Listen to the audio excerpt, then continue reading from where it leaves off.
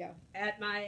Greg and his mother came to visit at my home, and I always remember that Greg didn't say anything, just got up, opened all the doors, looked in all the rooms, shut the doors, uh, did touched nothing, but it was so funny to see him just opening doors and looking into everything. And of course, that didn't bother me at all. And as I maybe said before, one of the things that made this year great was working with the parents. They were always uh, ready to help me. I call parents whenever I have any problems or any concerns, and so the communication line was always open.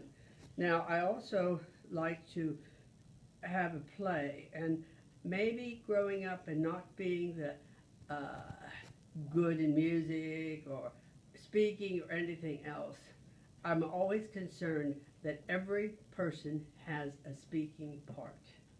And I would rewrite plays and make sure everyone, not just the most intelligent child, and I wanted Greg to have a speaking part.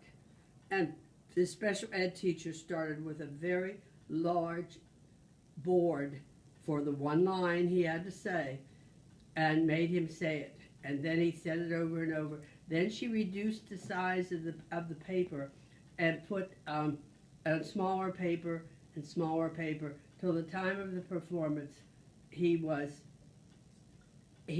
could say it himself without any help. Now also at that play, the spina bifida boy, he had a part too, and all the practices, the person assigned was to wheel him up to the front of the stage, but that night, Greg wheeled him up. I froze where I was. I probably should have gone out and been right in the front of the stage in case he would have pushed him over or something like that, but I couldn't have moved. And as soon as he was done speaking, Greg wheeled him back. And I think that was a very emotional part for everyone in that audience and in the staff. Now, I also had animals in my room. And people have said to me today, Janet, you could never teach the way you taught before, because I would have a rabbit running around the room. I hatched chickens, and of course I didn't get rid of them once they were hatched. I let the children see the changes in them. Hatched duck eggs. Had the ducks, had a basin and the ducks would go swimming in it. And I kept these things until the end of the school year. And of course my classroom smelled like a barn every morning when I went in until I got it cleaned up. And but Greg loved to watch the guinea pig. I can still see him watching the fish. And I think it was a good experience for him as well as the other children. I myself grew from this experience. I was scared. I'm so glad I had this experience. I'm so glad my children had this experience. I hope I helped Greg, but I think I helped the children see that not everyone is perfect like they are, and that they need to be tolerant of other people. And they also learned to help. They learned to help the spina bifida, and they learned to help Greg and make sure he was there, and they'd make sure he was in line where he was supposed to be. And they became aware that these children were different, but they were a great help to them. I can't remember ever hearing any of the children say, "Oh, I wish Greg wasn't in my classroom." It wasn't that at all. It was just as I can say, a good learning experience. And of course, I kept in touch with the family, and I look forward every year to their Christmas letter and the progress or the problems that were occurring with Greg that year. And on my refrigerator, I have for years, and it says on the back 2008, I have Greg and myself and his thank you note that he gave me. And I like this picture so much because of his eye contact. And that is just so great.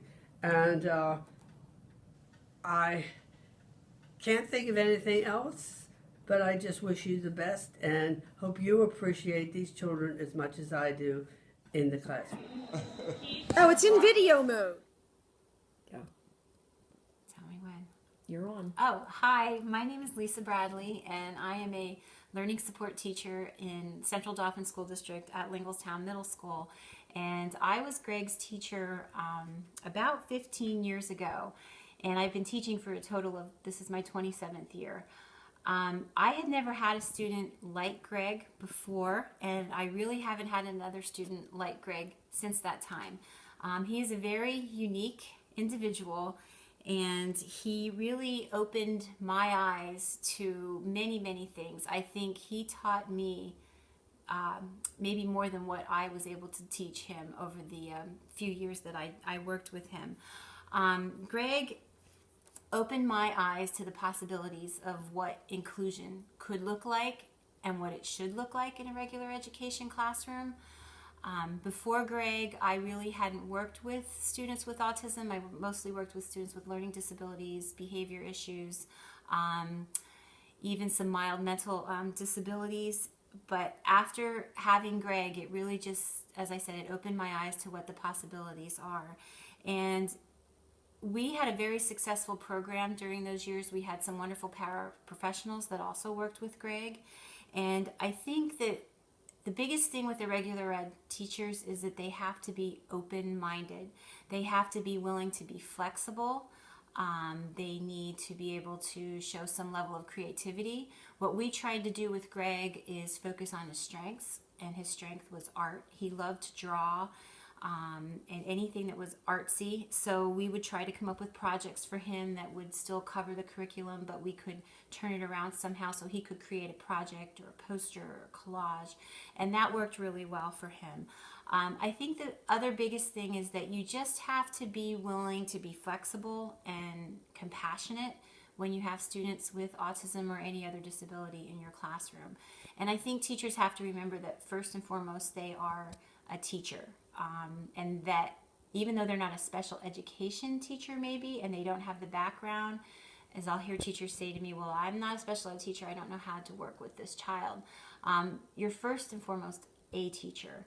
And I think with the right amount of open-mindedness, flexibility, compassion, you'll find that working with students with disabilities and having them in your classroom is very rewarding. For you as a teacher, for the student himself or herself, and also for your other students in the classroom.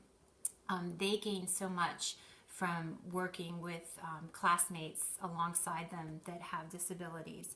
So working with Greg, it really changed my life in many ways, and I am just so grateful for the experience that I've had with him, and he's a great young man. Thanks.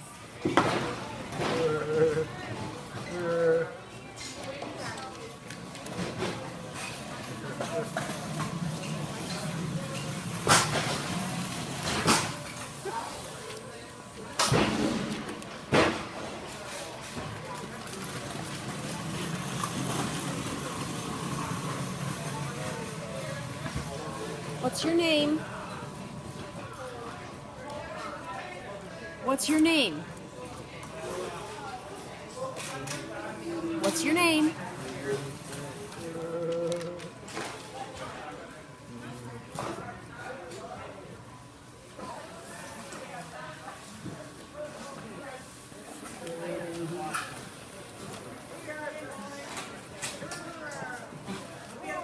I'm Lauren Mertz. I am Greg Squaresky's case manager at CIT, the Center for Industrial Training. We work here to teach pre-vocational skills to a wide variety of individuals, whether it's mental health, physical disabilities. Greg Skwersky is an amazing trainee of mine. I've worked with him for about 2 years now.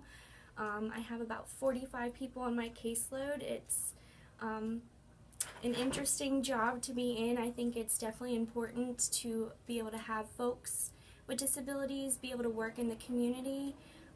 We have off-site programs that our folks work at, whether it's Walmart, different colleges. Greg has been an inspiration to me. He is an amazing artist and an amazing worker. I think it's very important for individuals to be able to attend programs like CIT to learn the job skills that they need for the future working, rather than just sitting at home watching TV. If places like CIT didn't exist, I think the big question is, where would these folks be? So what I realized when I started this job, I was given a student who had bilateral cochlear implants as well as a diagnosis of PDD-NOS.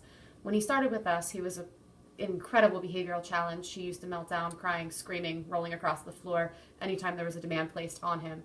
I learned to listen to the people who know what they're talking about. The autistic support teacher and I have become really good friends. We work together very regularly. She's helped me a lot learn about ABA and understanding the way that this all works. This student, when we started, wasn't able to work for more than about 5 minutes at a time without a 2 to 3 to 4 minute break. At this point now, 4 years later, he's able to work for 45 minutes to an hour before he gets a break. So believe in the shaping and the behavioral training and make sure you take it to heart and utilize it consistently. You know, the biggest things are maintaining that routine, make sure the kids know what to expect, and make sure that they know what your expectations are, follow through on your consequences, and it'll all work out. Thank you. Hi, my name's Elizabeth Seraph, and I'm a teacher of the deaf and hard of hearing for the Allegheny Intermediate Unit in Pittsburgh, Pennsylvania. I've known Greg since I was little, kindergarten, first grade, somewhere in there. And Greg and I always had a really good friendship and bond. We used to sit and color together and go roller skating and ice skating and play in the gym and all sorts of other fun things. Going through school, I always enjoyed working with kids who had special needs of various forms and fashions. And so when I was looking at college, I decided that deaf education was what I wanted to do. And so working through my pre-service teacher education program, it kind of painted a really rose-colored picture of what education is. Having been out for a couple of years and having the opportunity to teach has really shown me that it's not quite what it's all cracked up to be, and you get to meet and see a lot of different people, a lot of different kinds of people. My time with Greg really helped me realize that when you look at kids and they seem like they're not getting anything, you don't really know what they're taking away, so it's important to never forget that when you're talking, they're listening. Hi, my name is Ann. I'm Elizabeth's mom. And we've known, as Elizabeth said, we've known Greg since he was a little boy. My son Michael and Elizabeth used to go up and play with Adam and Greg. And I am the one, and Elizabeth and Michael, in the Hershey Park segment of the book, in that chapter.